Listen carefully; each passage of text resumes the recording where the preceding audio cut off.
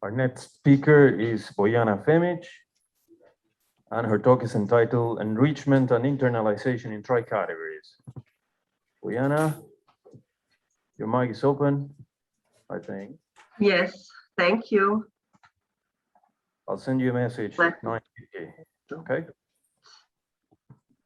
I want to share full screen. Okay, now it works. Good. Well, at the first place, I want to thank the organizers for giving me opportunity to give this talk at this category conference. This is for me first time to participate in this conference series. And also thank to the organizers for organizing this hybrid event. It was a tremendous opportunity for me. I could not come, and even I was ill, but okay. I'm happy to show you what I did, my last work. Here is the outline of the lecture. First, I will speak a little bit about motivation, and then I divided into three parts the talk.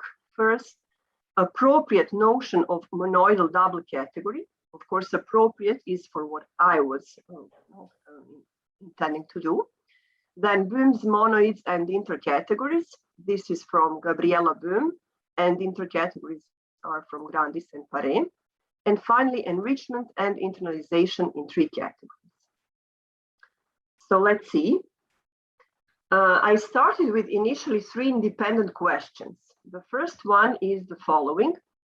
It is a very well-known fact that B categories embed into double categories. I'm speaking like informally, so that to every B category, you can upgrade to a double category. But I was doubting that this embedding is monoidal. So if monoidal B categories do map into, via this embedding, into monoidal double categories. And I wanted to examine this question. Secondly, the question that Gabi stated in one of her papers, which I will cite below, which variation of intercategories of Grandis and Paré contains the monoid in her monoidal category. So she constructed a grayed-up monoidal product on the category of double categories, and she showed that the monoid in here does not fit the concept of an intercategory. Whereas if you consider Cartesian monoidal double categories, then they are example of intercategories. So I wanted to study this question. And finally, there is this known result that under certain conditions, a category enriched in a one category is also internal in the same category. So I wondered if one can prove this result for some higher categories than one category. I have to say that I don't work with higher categories, with n categories in infinity. So this is my environment is like much smaller. I had one motivating example because these are objects which I dealt with before. There is this three category of tensor categories, like zero cells, then module categories over the tensor categories, module functors, and module natural transformations. This can be seen that it is an enriched, the category enriched over a tree category. When certain tree category, I will speak in more detail later about that. And if you add for vertical one cells tensor functors and vertical two cells tensor natural transformations, then you get a category internal in the same tree category. Now, since as I know, they did not exist in literature, these notions about enriched and internal in three categories. So far, this is just an like intuitive notion, but then I needed to introduce it in this work. The paper that I mentioned by Gabi is this one, the gray monoidal product of double categories. And the Grandis and Paré introduced intercategories in a different paper, but specifically in this one here, they speak about different examples of intercategories, and I will refer to this paper. Now let us see about resolving the first question. This is about this monoidal embedding.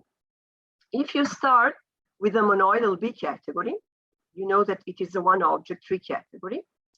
Then it is tree equivalent to a one object gray category. And this is nothing but a gray monoid. which is a monoid in the one category of gray.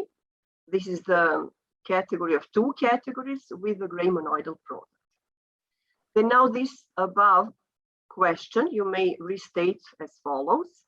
Does a monoid in this monoidal category map by some suitable functor into a monoid in, and now since here I strictified on the left side, I would strictify also here, and it is known that pseudo-double categories, this monoidal category, this category can be strictified, is equivalent to the category of strict double categories and strict double functors. So restating, does a monoid in this monoidal category can be made by some suitable functor to a monoid in this category of strict double categories and strict double functors with some monoidal product, which here I denote by star. So at this moment I leave it open. Let's see with which monoidal product. Or otherwise stated, is there a monoidal embedding between these two monoidal categories? Now let us see why the Cartesian product as a monoidal product doesn't work if you want to put it at the place of this star. So let iota denote the embedding, so the identity functor between the category of gray, two categories, and double categories. So here is strict double categories, strict double functors, and some monoidal product. Since I want to see this iota to be monoidal, I suppose that there is this isomorphism, sorry, between double categories from of this shape. So I suppose that this exists. And now I want to study if I pick up one cells living in this two category, this tensor product of two categories. So I'm here inside. I pick up concretely this composition. First one, F tensor identity. I mean, that's secondly, and first identity tensor G. I map by iota, right? And then I apply this T. I compute. Star, I don't know what it is, but if I pick up Cartesian monoidal product, then this product is component-wise, and you end up, you see, with F, comma, G. On the other hand, taking this a little bit different composition, which in the gray category, these two one cells are different, they're not the same. You map by iota, you map further by T, you calculate, and again, if you consider star to be Cartesian product, you end up, you see, component-wise with the same element F, comma, G. And it is not something that you want, right? Because you started with something different and you ended up in something equal, and you applied an embedding. So Cartesian monoidal product is not a good candidate for this monoidal embedding. However, in Böhm's great up monoidal structure, that inequality also holds. So then I picked this tensor product of gray type at this place, and I proved that the identity functor is monoidal between gray and double. So this finishes the first question. Now let us go to the second one. The second one was about monoids in Böhm's monoidal category of strict double categories and strict double functors. The monoidal structure in there, she constructed so to have a closed monoidal structure. So she starts with, she gives a definition for this double category. She shows that the functor here is representable. Then she knows that there exists representing object, right, which you write it in this form. And she described how a monoid in this monoidal category looks like. Now, for my purpose, since I wanted whole monoidal embedding between the two categories in the first question, I described all the monoidal structure of this monoidal category. For that purpose, I characterized a double functor working here, acting here, and read out the structure, right? So this result, taking for C to be this tensor product. Good. Now let's go to monoids. A monoid in a strict double a monoid A, sorry, in this monoidal product Well, it has this product, one cell, which is strict double functor. I denote it by M. It works on this tensor product. But now, because of that inequality from the previous slide between these two one cells, when you compose in different order, or I mean, you know, the ones we saw, one may fix a choice for an image which one denotes like that by M. What I mean here. So either you take M of this element to be denoted like that, or M of the other one. So you have this choice. Any of the two would lead you to some new operation, which I denoted like that. And when you consider this new operation on the Cartesian or on the Cartesian product, so I'm leaving this gray type and going to the Cartesian product. Sorry. And then this star yields a double pseudo functor on the Cartesian product. So in any of the two choices.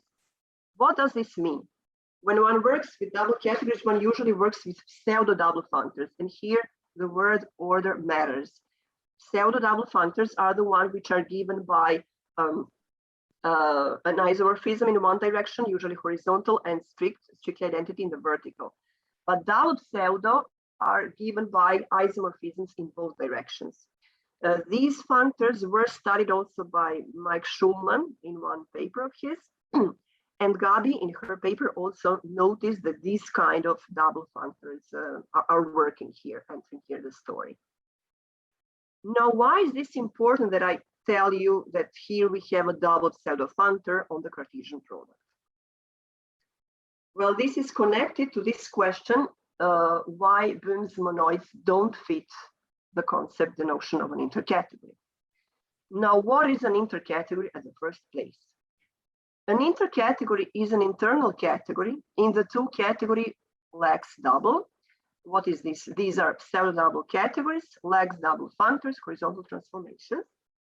Now, an internal category you may describe like this, like graphically, visually. You have two zero cells, D0 and D1, which are zero cells in your category. So here D0 and D1 are pseudo double categories. And you have a bunch of one cells where two of these are projections. This one, usually you put it in the middle in this product. Here you have source and target. And in this direction, you have this, which I denoted here by U for unit.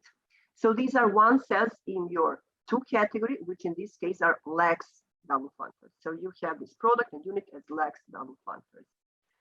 Okay, here is a pullback, which is actually an iterated pullback. Projections, as well as source and target, are taken to be just strict functors, not Lax. Now, specifically, if you have that your D0 is trivial, the trivial double category, then the pullback is just the Cartesian product. Grandis and Pare showed that a Cartesian monoidal double category, which is a monoid in the Cartesian monoidal category of pseudo double categories with pseudo double functors. So such a monoid is an intercategory. It can be described in this way, where you have, apart from projection, source, and target, you have this product M and unit U, which are, I mean, you have, because it is a monoid, so you have them, and it is a monoid in these two categories. So these functors are pseudo double functors. Pseudo double functors are in particular Lax, because pseudo is pseudo in one direction, strict in other, and Lax is Lax in one, strict in other, right? So this is, now you can believe me that Cartesian monoidal double categories are intercategories. However, if you want a monoid in this Gabi's monoidal category with gray type monoidal product, where you work with strict double categories and strict double functors, you write out what a monoid in there is, and it is exactly the monoid in the Cartesian monoidal category with this other star product, star monoidal structure. I mean, star this M, one functor M, one cell M, where now double categories are strict and functors are double pseudo functors. So if you want now to see if this is an intercategory, This is why you wanted to go from the gray product to the Cartesian product, because you want to fit a monoid of Gabi in this kind of picture, right? So you want to have a product M acting on the Cartesian product. So that's why I take this type of this functor, this star,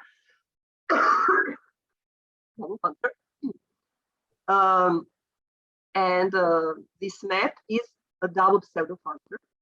So for a monoid in here, this M is a double pseudo functor, which is pseudo in both directions, given by isomorphisms in both directions. And this is why it is not an example of a lax double functor. So this is the place where Gabi's monoid fails to be an intercategory, because the product is double pseudo, which is not lax. So she stated this question. So she showed this in her paper and asked the question whether there is some another concept similar to intercategories which could include intercategories and also her monoids. The natural way, the natural idea is to substitute these two categories by another one, which would include this one category, so that for one cells you will have double pseudo functors. Then I took this thing, I worked on that, it was very fun. I defined two cells in a very natural way and logical, but I saw that with these two cells, I didn't have a two category because the associativity and the interchange law didn't work strictly. So, okay, I introduced three cells and indeed I got a three categories. I was just following what was presenting before myself. And then I come up with this notion of internal category in the tree category, which I did not like that. And this tree category indeed contains this one category of Gabi as a sub one category. Now, to speak about internal category in a tree category, as when I was searching in the literature, this notion was not, like, I didn't find. So I needed to introduce it, and that is why this leads me to the third part of the talk. Before that, let's see some examples. In the first column are examples of intercategories, and in the second one are examples for this alternative notion that I introduced. So what we just saw, Böhm's monoids are not an example of intercategories and are of this new definition. Now, Cartesian monoidal double categories are examples of both structures. Locally cubical B categories are introduced by Garner and Gursky, and they are categories enriched over the two category of pseudo double categories. They also fit both settings, as well as verity double by categories. Now, gray categories and duoidal categories, when you want to present them on that, when their products you present on the Cartesian monoidal product, you get lax functors.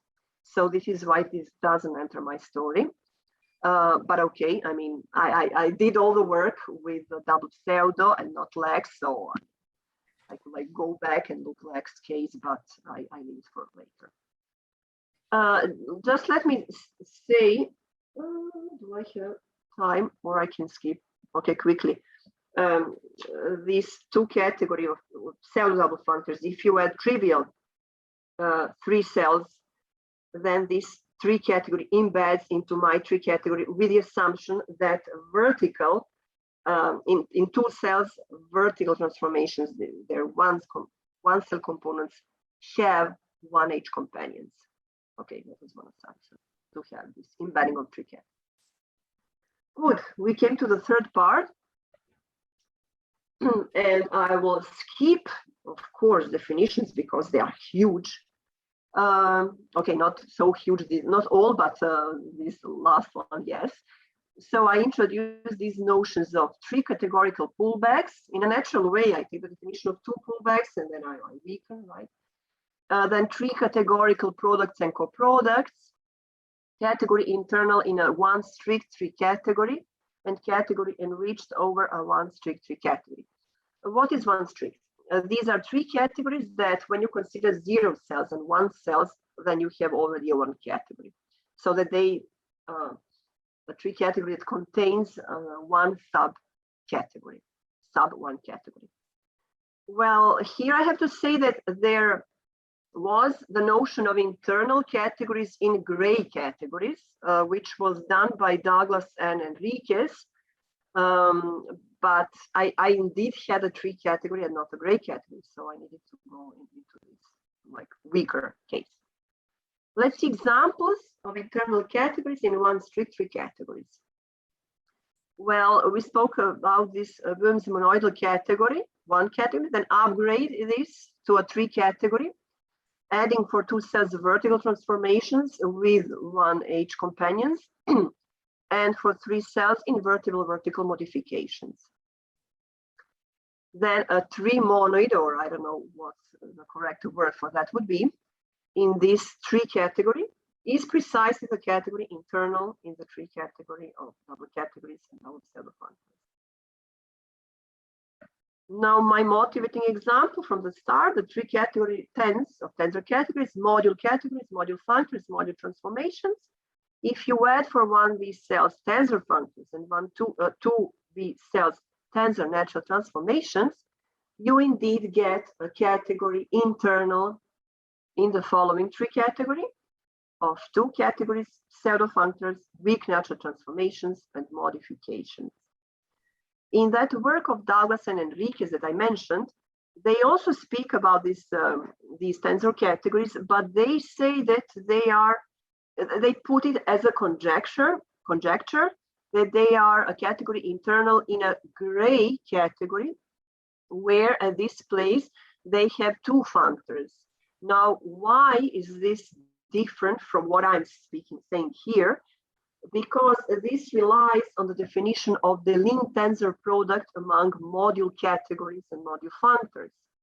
If you follow the original definition of the line, like for example, I saw that Schaumann in his PhD thesis works, then you get this weaker structure as I have here.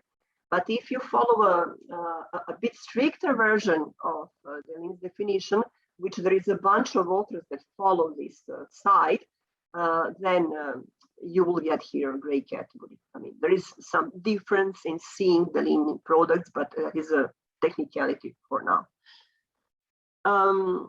So I said that this was my motivating example because this tree category I also saw as enriched over this same tree category. So now we come to that result that I mentioned, if enriched can be showed to be internal. And this brings me to this proposition.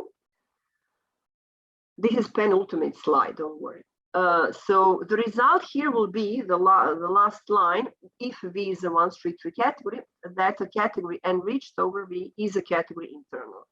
And now I go to the list of assumptions, which looks like a lot, but they are just analogous as the assumptions of Enrichment at the end of 70s, where she showed the result for one category. So let V be a one strict tree category. I suppose that it has finite tree products, terminal object, small tree categorical coproducts. So these are things that I introduced in a natural way, of course. If T is a category enriched over V, then set for T0 coproducts of copies of terminal object. For T1, these coproducts, so this is just a classical construction. Assume that V has iterated 3 pullbacks of T1 over T0. And then these 2 preservation assumptions that the 3 functors, I think it's like my name, not official name, from coproducts, they preserve 3 products, which are in particular 3 pullbacks of this type. So I was like really precise for which 3 products I was using in the proof. And the 3 functors of this product preserve the coproducts of this type. Under these assumptions, you will have that an enriched category over a one strict tree category is internal in there. And finally, examples. Here I want to speak about examples in lower dimensions, as I mentioned by Enrichment, and more recently by Power and collaborators. They gave a more conceptual proof to the same result. When you take a category enriched over the one category of categories, which is a 2 category, a category enriched over this category is a 2 category. Then you can embed it into a strict double category, you know, and this is internal in the same 1 category. In dimension 2, a category enriched over the 2 category of categories is a bicategory. It can be seen as a pseudo double category, which is internal in the 2 category of categories. Another example in dimension 2, a category enriched over the 2 category of pseudo double categories by Garner and Gursky is locally cubical bicategory.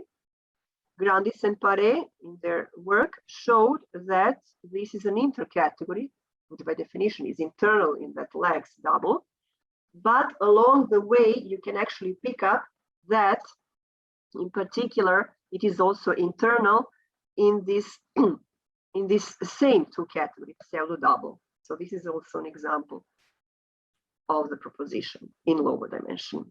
And actually this is all that I prepared. Thank you for following.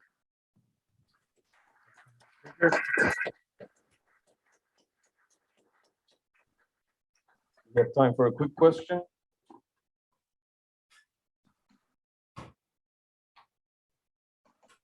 Is there anyone?